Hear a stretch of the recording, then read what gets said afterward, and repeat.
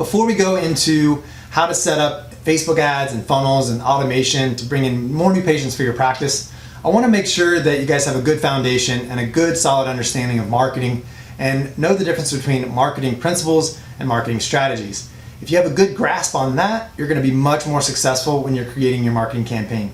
So marketing principles versus marketing strategies. What's the difference and why does it matter? Well, a marketing principle is nothing more than a marketing truth. It's the science behind the marketing. A marketing strategy is just the method or the way of implementing the marketing principles. It's really important to know and understand that even the best marketing strategies are worthless if you don't use and apply the marketing principles.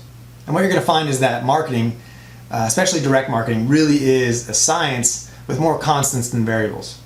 The best way to be successful in your marketing efforts is to use and apply the best marketing principles and then leverage and combine that with the most effective marketing strategy for that marketing objective.